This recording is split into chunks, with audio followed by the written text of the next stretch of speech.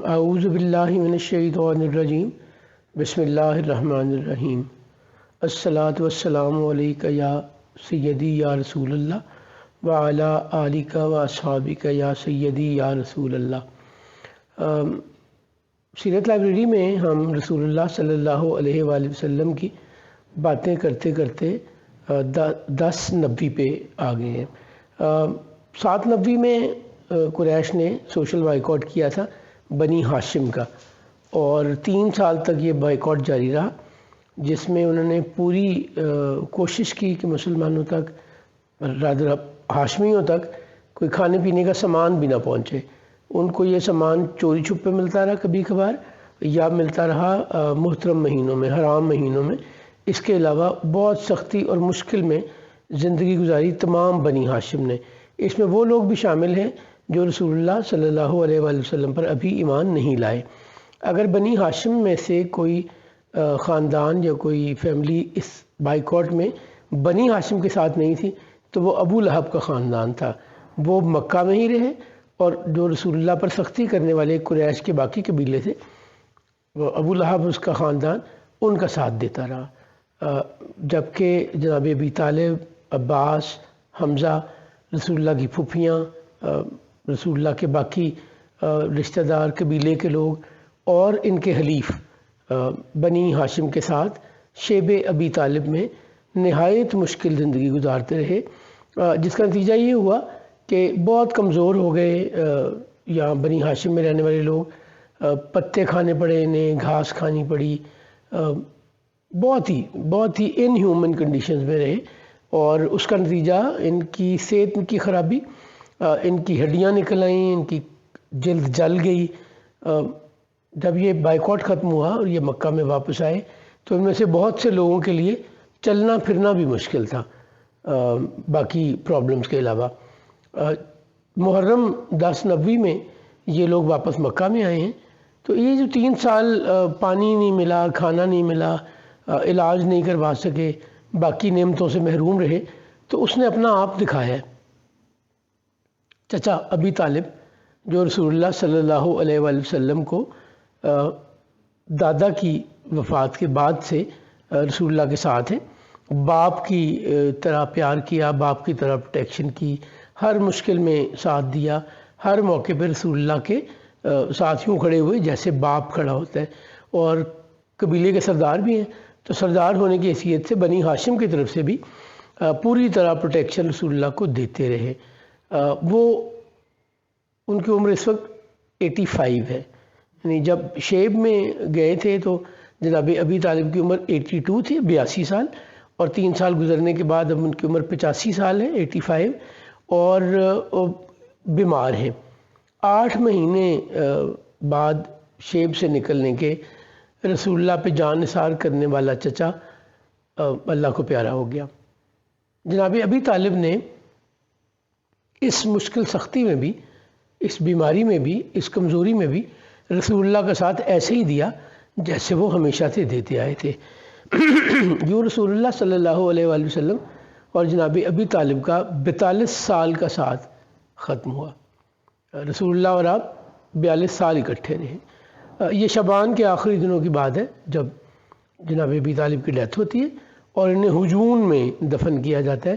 ہجون مکہ کا علاقہ ہے، قبرستان ہے، یہیں پہ حضور کے آباء و اجداد میں قصی بن کلاب جو 5ویں جنریشن میں حضور کے دادا ہیں، جو بہت بڑے ریفارمر تھے، جنہوں نے مکہ کو نئی شکل دی، جنہوں نے یہاں پہ ڈیفرنٹ انسٹیٹیوشنز قائم کیے، وہ بھی ہجون میں ہی دفن ہیں۔ ابھی کچھ دن گزرے ہیں جناب ابی طالب کی وفات کو، تو رسول اللہ پہ جان نثار کرنے والی، صرف جان نثار نہیں، اپنا مال و دولت، ہر چیز نثار کرنے والی سیدہ خدیجہ بنت خویلد سلام اللہ علیہا ام المومنین اللہ کے حضور حاضر ہو گئی ہیں۔ آپ کی عمر 65 سال۔ سیدہ بھی شیب ابی طالب کے مشکل وقت میں بیمار رہیں، اور علاج وقت پر نہ ملنے کی وجہ سے آپ بھی دنیا سے تشریف لے گئیں۔ رسول اللہ صلی اللہ علیہ وسلم نے سیدہ کو خود قبر میں اتارا، اور آپ کو مکہ کی قبرستان، جسے آج کل ہم جنت المالا کہتے ہیں، اس میں دفن کیا گیا۔ رسول اللہ صلی اللہ علیہ وآلہ وسلم نے اس سال کو عام الحزن، غم کا سال قرار دیا، اور اس میں سب سے بڑی پریشانی، سب سے بڑا لاس رسول اللہ کو یہ ہوا کہ جان نثار کرنے والے چچا جو باپ کی طرح تھے، اور جان نثار کرنے والی اہلیہ جنہوں نے ہر مشکل میں رسول اللہ کا وقت ساتھ دیا۔ جب رسول اللہ اس وقت رسول اللہ کی تصدیق کی سیدہ خدیجہ نے جب لوگ نہیں مانتے تھے۔ سیدہ خدیجہ نے رسول اللہ کو اس وقت بھی سچا مانا جب لوگ آپ کو جھوٹا کہتے تھے۔ رسول اللہ کی مدد اس وقت کی جب رسول اللہ کا ساتھ دینے کو کوئی تیار نہیں تھا۔ سیدہ خدیجہ ہی وہ ہستی ہیں کہ جب اللہ کا کلام رسول اللہ کے دل پر اتارا گیا اور اس کی ہیبت سے رسول اللہ گھبراہٹ کا شکار تھے۔ یقیناً اللہ کا کلام ریسیو کرنا ایک بہت مشکل، اور جس کے بارے میں اللہ خود کہتا ہے کہ اگر میں قرآن کو ایک پہاڑ پر نازل کرتا تو وہ پہاڑ ریزہ ریزہ ہو جاتا یا ہو جاتے۔ قلب اطہر پہ سرکار ختمی مرتبت صلی اللہ علیہ وسلم کے قلب اطہر پر جب یہ وحی نازل ہوتی ہے تو آپ گھر تشریف لاتے ہیں، چھوٹے چھوٹے قدم اٹھاتے ہوئے، آپ کو سردی لگ رہی ہے، اللہ کے جلال سے گھبراہٹ ہے، تو اس وقت تسلی دینے والی سیدہ خدیجہ بنت خویلد سلام اللہ علیہ تھیں۔ رسول اللہ صلی اللہ علیہ وسلم کی ساری اولاد سوائے ابراہیم بنت محمد جو ماریہ قبطیہ سے پیدا ہوئے، باقی ساری اولاد رسول اللہ صلی اللہ علیہ وسلم کی سیدہ خدیجہ سے ہی پیدا ہوئی۔ سیدہ خدیجہ اپنے زمانے کی بہترین عورت، بہترین خاتون تھی۔ رسول اللہ نے ایک دفعہ فرمایا کہ مریم بنت عمران، یعنی جناب مسیح ابن مریم کی والدہ سیدہ مریم بنت عمران اور خدیجہ بنت خویلد اپنے زمانے کی بہترین عورتیں ہیں۔ اسی طرح رسول اللہ صلی اللہ علیہ وسلم نے فرمایا کہ مرد تو بہت سے کامل ہوئے، لیکن عورتوں میں خدیجہ بنت خویلد، مریم بنت عمران اور آسیہ زوجہ فرعون کا نام لیا رسول اللہ صلی اللہ علیہ وسلم نے۔ ایک اور روایت میں رسول اللہ صلی اللہ علیہ وسلم نے سیدہ خدیجہ سلام اللہ علیہ، سیدہ مریم اور سیدہ فاطمہ بنت محمد سلام اللہ علیہ کا نام لیا کہ یہ بہترین عورتیں ہیں۔ سیدہ فاطمہ کے متعلق تو رسول اللہ کا یہ فرمان بھی ہے کہ آپ تمام عورتوں کی جنت میں تمام عورتوں کی سردار سیدہ فاطمہ بنت محمد ہے۔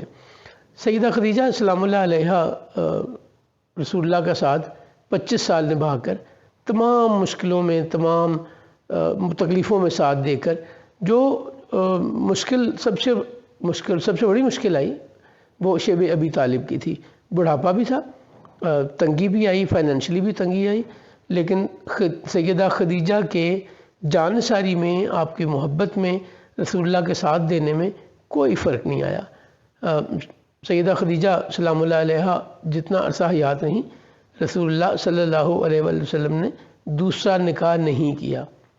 اب یہاں پہ ایک بات بڑی لطیف اور غور کرنے والی ہے کہ رسول اللہ کی پہلی شادی، پہلا نکاح سیدہ خدیجہ سے ہوا، اور جب نکاح ہوا تو رسول اللہ کی عمر 25 سال تھی، بھرپور جوانی جسے آپ کہتے ہیں، اور 25 سال آپ کا نکاح رہا سیدہ خدیجہ سے، اس طرح کہ سیدہ خدیجہ اللہ کے حضور حاضر ہو گئیں تو یہ تعلق ختم ہوا۔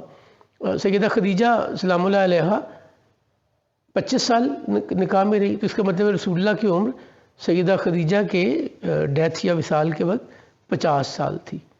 تو جو prime time of your life ہے، جب آپ فزیکلی بڑے فٹ ہوتے ہیں، جب آپ انرجی بہت ہوتی ہے، جب آپ میں پیشن بہت ہوتا ہے، اس سارے ٹائم میں رسول اللہ صلی اللہ علیہ وسلم نے سیدہ خدیجہ سلام اللہ علیہ کے ساتھ گزارا۔ یہ آپ کی قدر تھی۔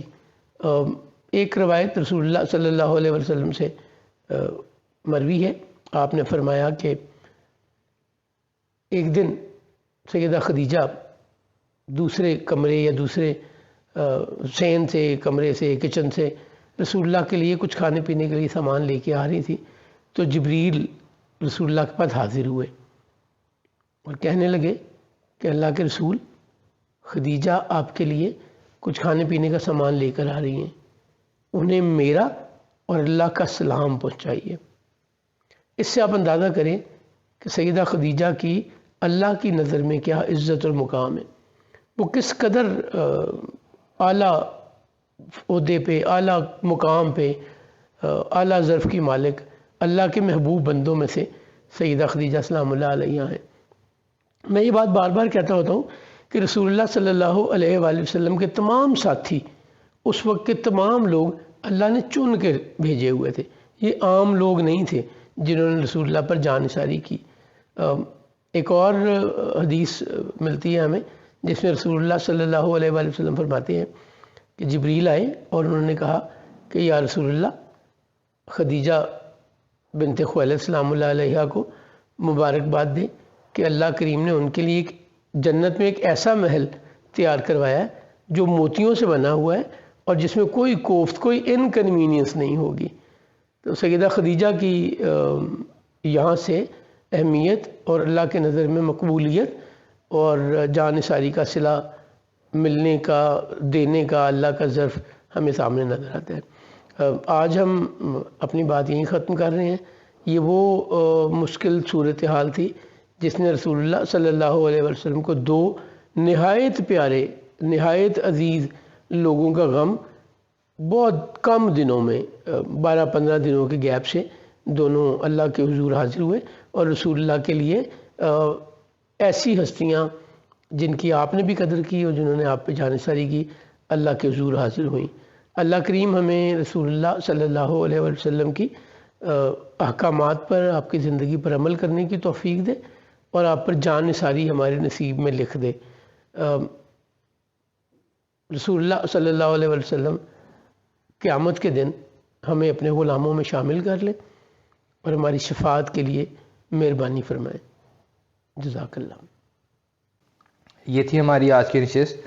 آپ سے ملاقات ہوگی اگلی نشست میں، تب تک ہم سے جڑے رہیے اور دیکھتے رہیے سیرت لائبریری یوٹیوب چینل۔ اللہ حافظ۔